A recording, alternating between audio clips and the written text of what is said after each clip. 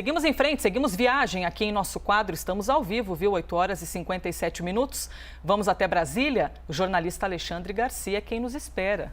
Alexandre, bom dia. Hoje tens uma nova dupla, hein? Fernando Molica estreando aqui. Pois é, seja bem-vindo, Fernando, com toda a sua clareza, sua capacidade de argumentação e sua sobriedade. Seja bem-vindo. E aqui já tem duas canecas. Se fizer a conta, aqui tem uma e ali atrás tem outra.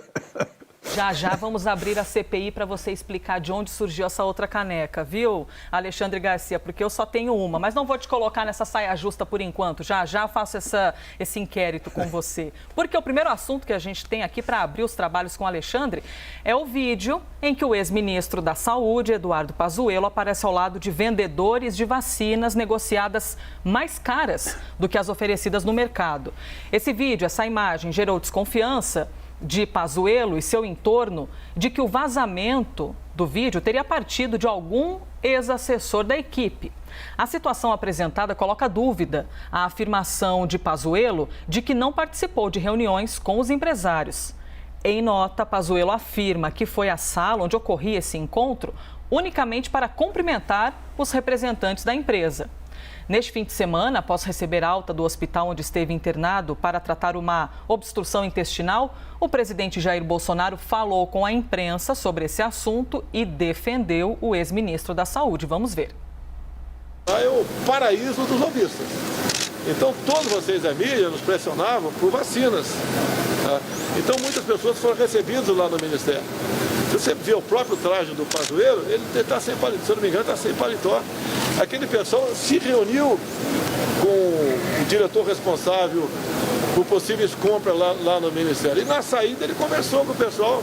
Agora, aquele vídeo, se fosse algo secreto, se algo superfaturado, ele estaria dando uma entrevista, meu Deus do céu, ou estaria escondidinho lá no porão do Ministério. É só analisar isso aí.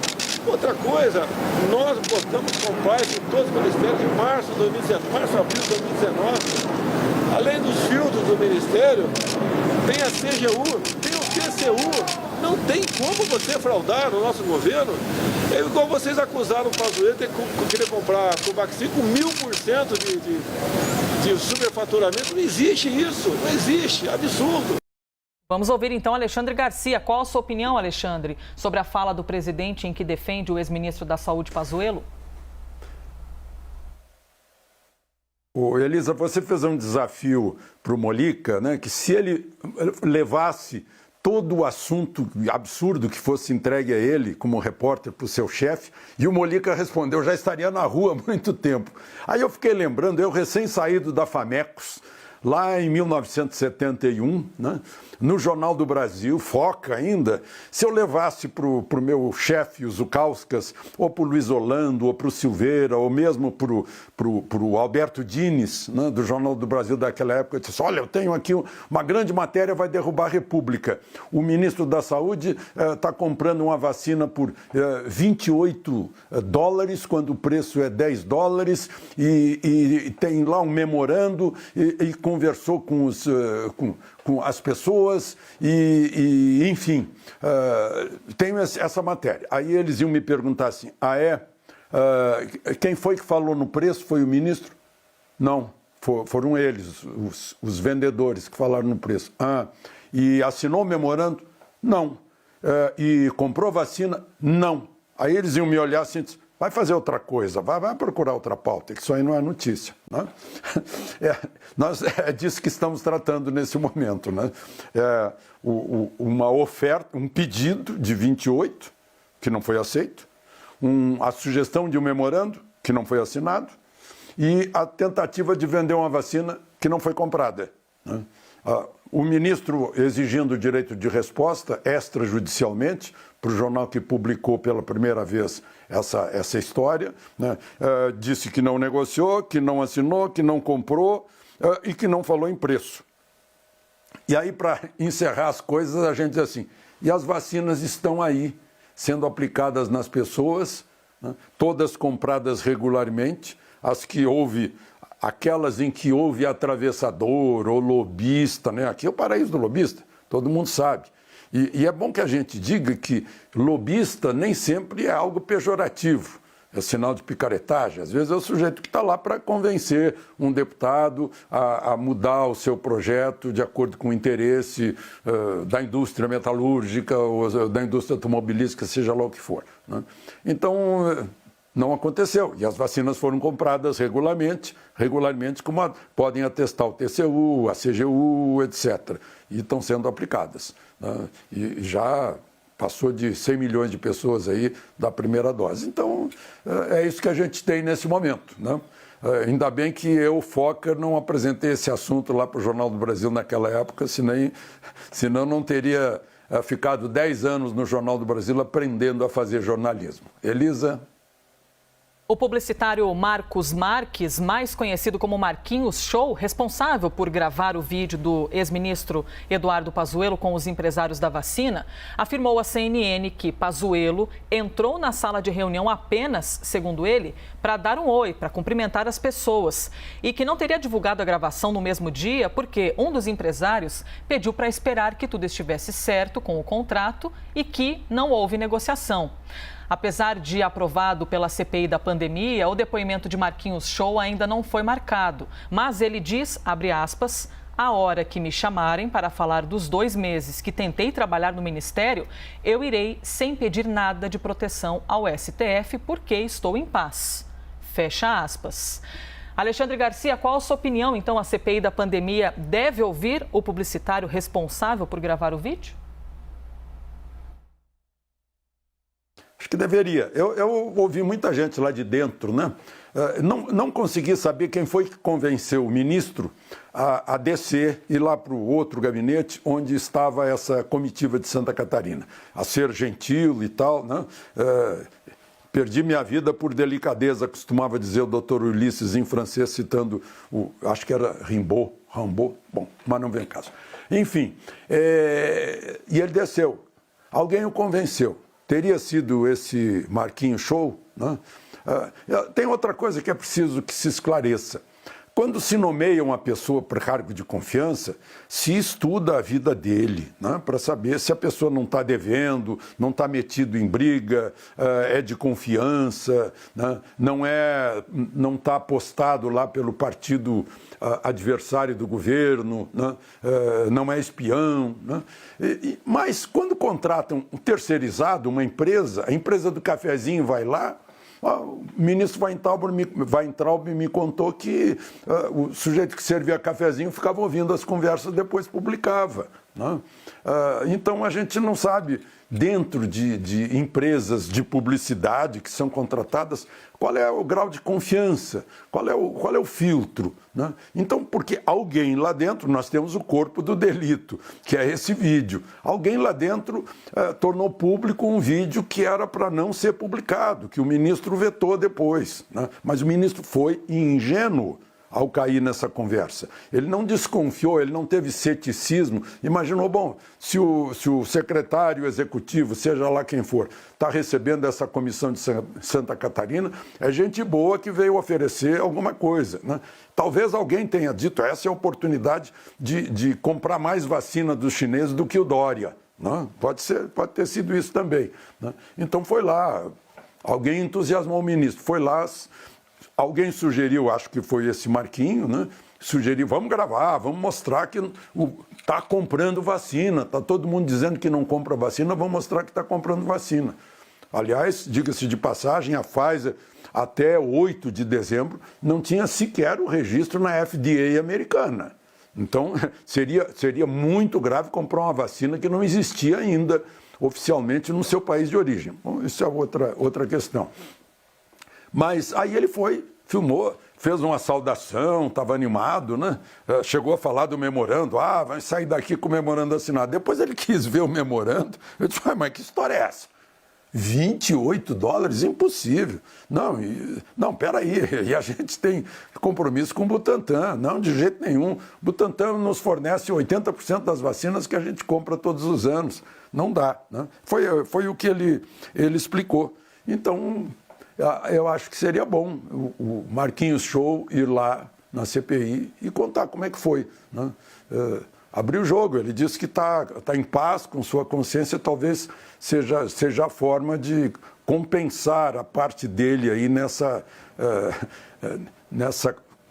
nesse espetáculo de ingenuidade em que o ministro se meteu, né? Ainda estava lá com as pessoas, ele não negociou, ele foi lá para dar o oi, como diz o Marquinhos. Mas aí cobram dele, olha, ele na CPI diz que o ministro não negocia vacina, como efetivamente não negociou e não negocia, né? Mas aparece lá no meio de um grupo, de uma empresa. Eu até acho que eu já comprei vinho importado por essa empresa, né? Mas vacina nunca. Elisa? Seguimos ao vivo e permanecendo ainda no mesmo assunto, uma troca de mensagens entre Cristiano Carvalho, representante da Davat no Brasil, e Luiz Dominguete, que presta serviços informalmente para a empresa, revela que, para vender vacinas, os dois procuravam desde o Ministério da Saúde até governadores e prefeitos. A analista de política da CNN, a Basília Rodrigues, teve acesso a alguns diálogos entre os dois e esses diálogos, inclusive, já estão com a CPI da pandemia. Essas conversas que estão no site da CNN citam os nomes de políticos e parceiros que os ajudariam a chegar aos encarregados pela compra de vacinas no governo federal e também nos governos locais. Um dos trechos a que a nossa analista Basília Rodrigues teve acesso mostra Cristiano Carvalho citando Roberto Dias, ex-diretor de logística do Ministério da Saúde. A gente separou esse trecho e você vai ouvi-lo agora. Dominguete, bom dia, tudo bem? Eu falei com o Dias lá do Ministério que eu preciso lá da carta de órgão governamental, né? Que o Rafa já enviou para ele, né? Para dar prosseguimento, né? Sem ter absolutamente nada da intenção de compra do governo, eu não consigo dar prosseguimento, né? Então é isso que está faltando. O Rafa já fez o documento, acredito que já mandou para ele. Mas eu fico à disposição, o que está faltando é só isso. Em mais uma mensagem, só que desta vez conversa por texto, Dominguete afirma que diversas propostas foram enviadas aos consórcios de governadores e demais estados e municípios. Dominguete ainda cita os governadores do estado do Mato Grosso e também de Roraima, além da prefeitura de Montes Claros, em Minas Gerais, e do deputado mineiro Paulo Guedes.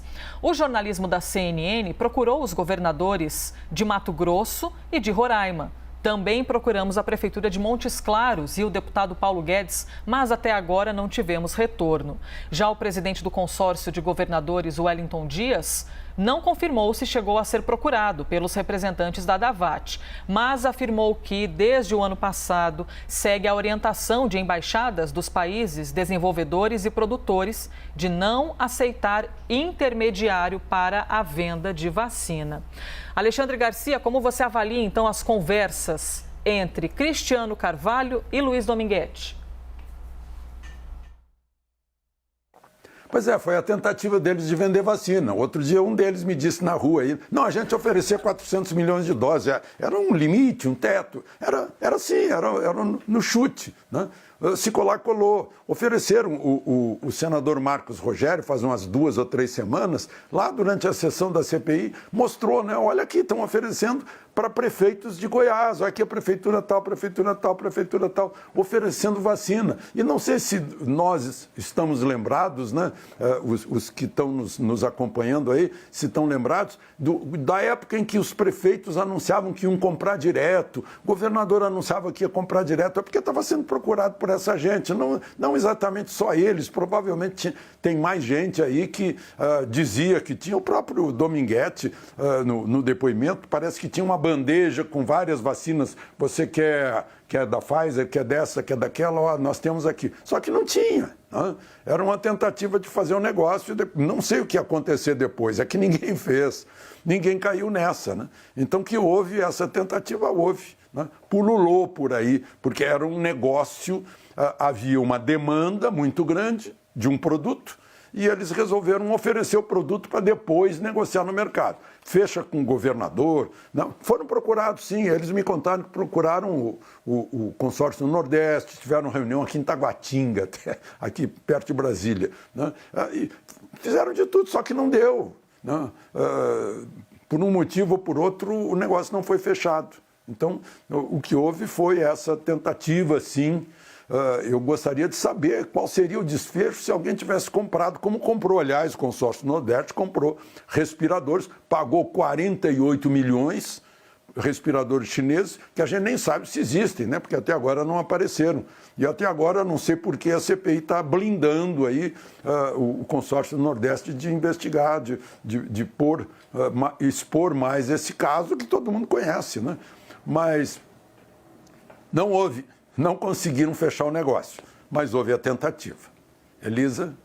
A gente vai trazer aqui mais um trecho da fala do presidente da República, assim que recebeu alta de um hospital aqui em São Paulo, porque ele respondeu a várias perguntas, citou diferentes assuntos e também falou sobre a aprovação da LDO, a Lei de Diretrizes Orçamentárias para o ano que vem.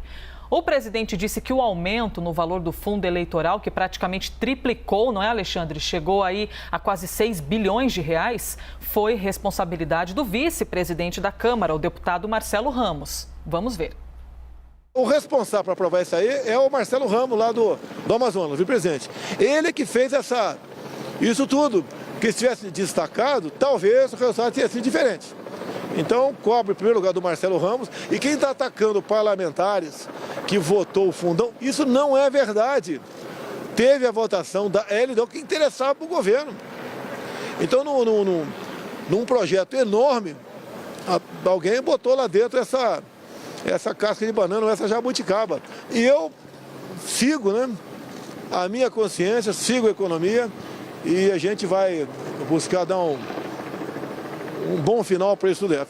Temos mais um tempero aqui para esse assunto, para depois ouvir Alexandre Garcia, porque o deputado Marcelo Ramos rebateu o Bolsonaro nas redes sociais. Pelo Twitter, ele disse o seguinte, temos aí o trecho para você. Abre aspas. Se depender do Bolsonaro, ele não é responsável por nenhuma das mais de 530 mil pessoas mortas na pandemia, nem por 15 milhões de desempregados, nem por 19 milhões de brasileiros com fome e nem mesmo pela escandalosa tentativa de roubo na compra de vacinas. E completou. Ele deveria dizer que vai vetar, mas vai tentar arrumar alguém para responsabilizar também, porque é típico dele e dos filhos correr das suas responsabilidades e obrigações. Fecha aspas. Na sequência, Ramos fez uma nova publicação para dizer que Bolsonaro estava mentindo e o deputado disse que o governo de Bolsonaro enviou a LDO com fundão eleitoral e que líderes do governo e filhos de Bolsonaro votaram a favor do fundão. Alexandre Garcia, depois de todo esse imbróglio exposto aqui para a gente poder trazer cada vez mais informações para quem nos acompanha antes de ouvi-lo, como é que você avalia então a fala do presidente da República que responsabilizou, né, o vice-presidente da Câmara dos Deputados, o Marcelo Ramos, pelo aumento no fundo eleitoral? Bom, agora temos um caso concreto, né? Temos agora materialidade. Não, mas é um empurrando para o outro a responsabilidade. Se a gente fizer as contas desse fundo aí, se for mesmo 5 bilhões e 700 milhões, que eu já explico por que eu estou pondo esse condicionante, né, dá mais de $1 bilhão. Se a gente dividir por 212 milhões de brasileiros, vai dar R$ 27,00 per capita. Para cada brasileiro, desde o brasileirinho recém-nascido, né, pagar para partido político fazer campanha eleitoral. Será justo isso? Eu perguntei outro dia, eu acho isso fundamental. Será que o contribuinte concorda em que uma parte do seu imposto vá para um partido do qual ele discorda? Né? Bom, esse fundo, ele tem relação com a verba, com o orçamento da Justiça Eleitoral. Então pode ser 5.700, pode ser até mais. Né?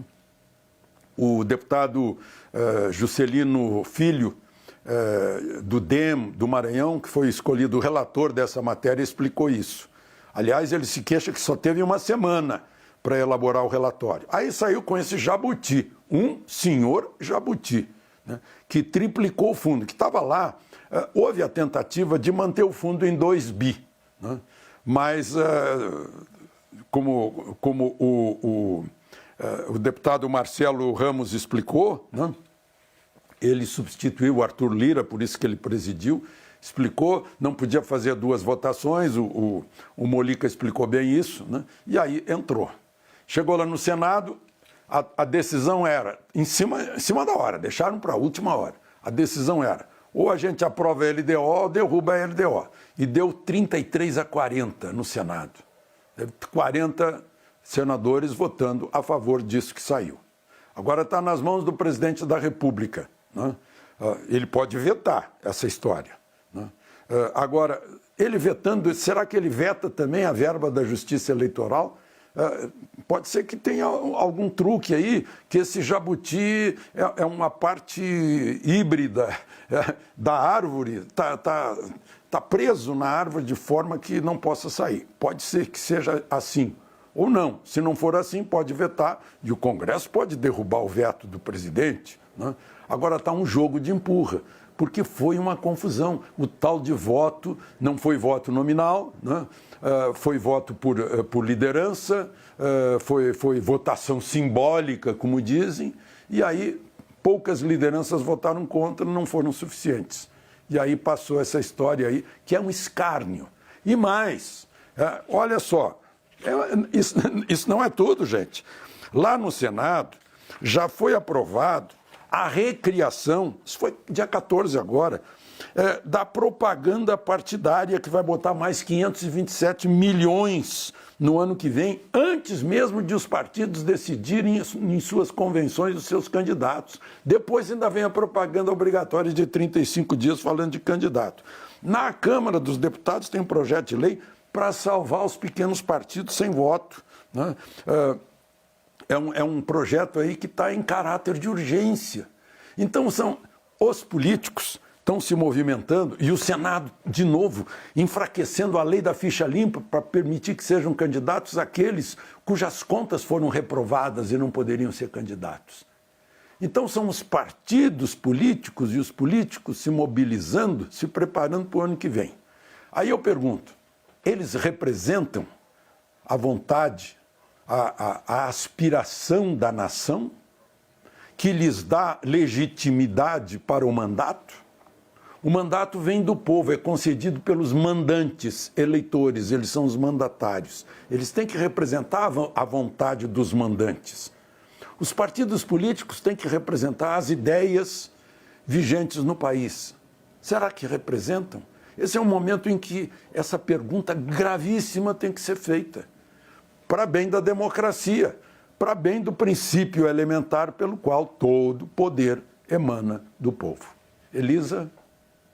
Alexandre Garcia, chegamos ao fim de mais um quadro, mais um dia, mas ainda temos terça, quarta, quinta e sexta para muita opinião aqui no Liberdade de Opinião.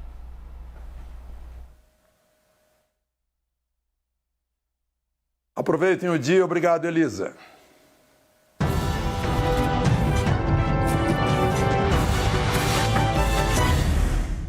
Sempre importante lembrar e reiterar aqui para você que todas as opiniões que você acabou de ouvir de Fernando Molica, estreante hoje em nosso quadro, e também com Alexandre Garcia, não refletem necessariamente a posição da CNN.